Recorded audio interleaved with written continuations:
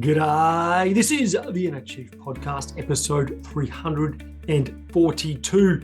And today we continue our Minisode series on how to think like a CEO. And today we're talking about how CEOs think about networking.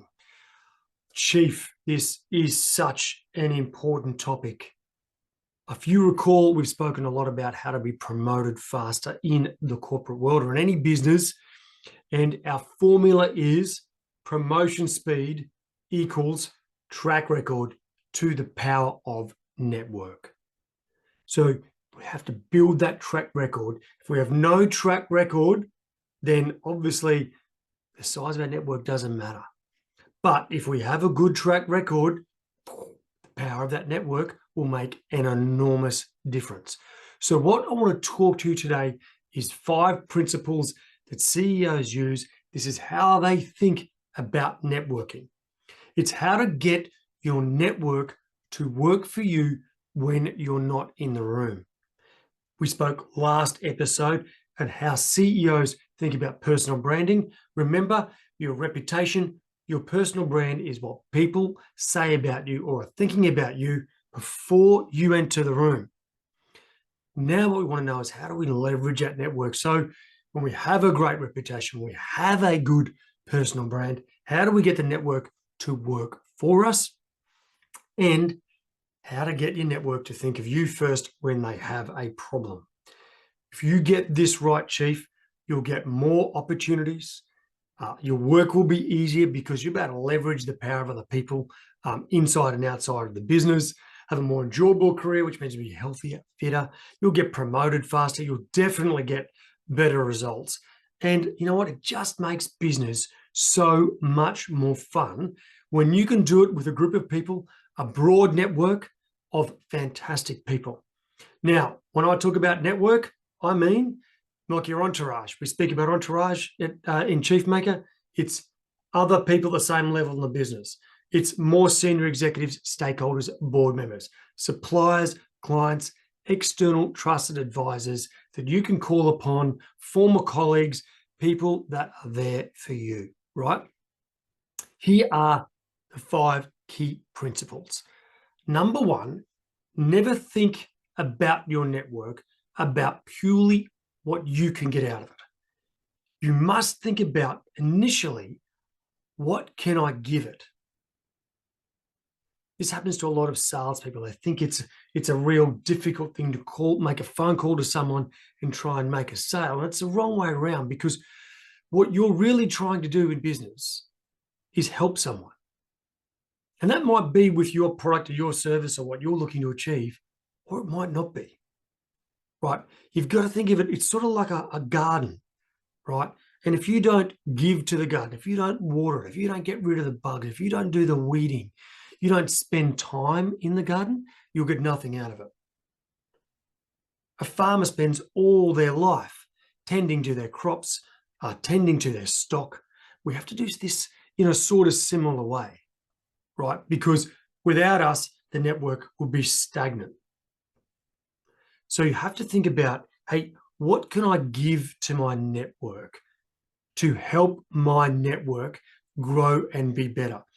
If all the people in your network are being promoted, are doing great business deals, are leading fantastic change, and you're associated with them and you've actually maybe helped them do some of that, then you're going to be in a wonderful position.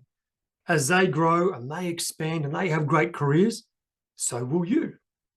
But if everyone in your network is stalled and no one is growing and no one is leading change because you haven't done anything to help them, then guess what? Bad luck. And that requires a real abundance mentality. You have to give generously and really know that the world will give back to you in one way or another. You can't count the cost at this point. Like, I have given so much to my network over so many years. And what is really fascinating is normally I get paid back in ways I never expected, never knew about. Someone has a conversation with someone when I'm nowhere nearby, and then I get a random phone call out of the blue. Hi, someone said this. Hey, I just want to have a chat to you about what you do there at Chief Maker. And I'm like, wow, this is wonderful. Right, so that's number 1. Always be thinking about what you can give to your network instead of what it will give to you. Next is you have to earn the right to be the problem solver in your network. So important in professional services, so important when you're in any kind of senior role, because when your client, it might be your boss, it might be an internal kind of client like your boss, senior stakeholder, board member. It could be an external client like an actual company, a customer of the company. You want them to be thinking when they have a problem, who should I call? And you want to be the first person they think of. Because, Chief, if they're not thinking of you, they're thinking of someone else. And they're making that call and someone else is solving that problem, right? So we have to be thinking, how do I become a really valuable problem solver? Okay? That's not just, this is more than just giving now. This is being the person that somebody calls when they have a problem. So that's number two. When they call you, right, that's when you double down, you go to the extra mile. And if you don't know the answer, that's fine, Chief. You reconnect them to someone else. Okay? Because this leads me to point number three. Your network is your network's network. Right? I had somebody call me just today to ask me about salary rates or what they're worth in the market. I said, you know what? This is not my point of expertise, but I'll send you to someone who can. I solved their problem, not directly, but I did. And what's more, I also then helped out someone else who knows a bit about this. What are they going to do later in the future? Maybe, and I don't care if they don't, but maybe they'll contact me with someone who wants to be a better executive and get to the top and lead a business to a new level, right? So your network is your network's network. When you're problem solving, always leverage that. Be calling the person out there who might be able to solve a problem, right? When you're stuck at work and you're thinking, hey, I don't know how to lead this. I've got this transformational piece, or there's a new product I'm looking at. I'm not sure which CRM to pick or which new technology to use, or I've got a difficulty with someone in my team. Call someone who is your problem solver. You've probably got one, right? Someone who you share your career with. Call them, and if they don't know, ask them if they know someone, right? Don't be stuck within where you are now. Leverage the power of your network or your broader community, right? Now, listen, never forget that track record earns you a network.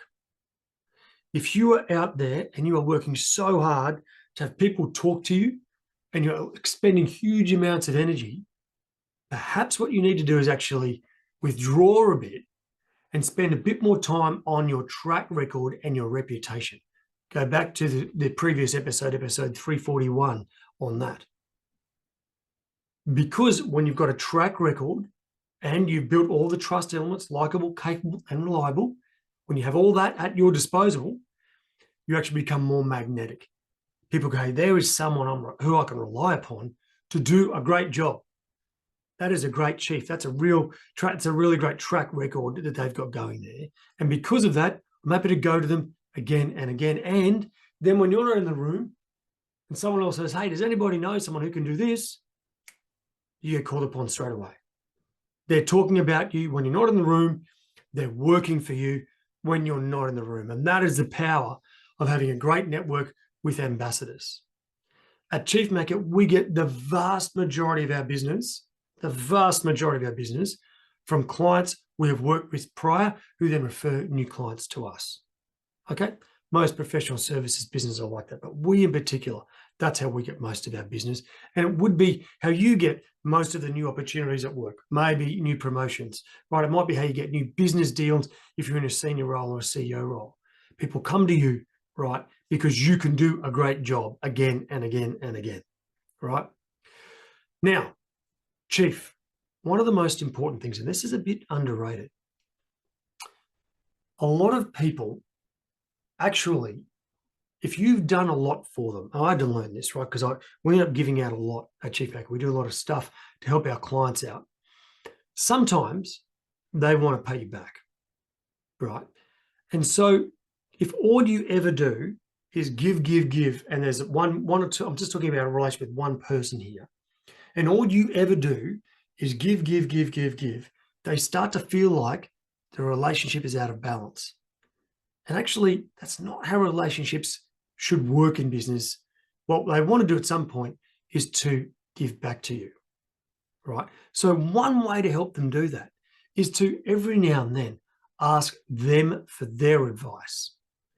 If you've given a lot to someone, don't ever be afraid then to say, hey, you know what? I'm just going to call this person and ask for their help, for their advice, for a favor. If you're a trusted advisor for them, you're someone they go to, right? That really amazing and important sounding board. Give them the gift of being that for you, or give them the gift of opening a door for you, right? That creates even higher levels of trust. It's a far better and healthier relationship than one where they're just taking, because in the end, if they just keep taking and keep receiving, they will stop calling. They'll feel like they're a burden. So you have to leverage or level that relationship up. And a great network is not one way, it's two way.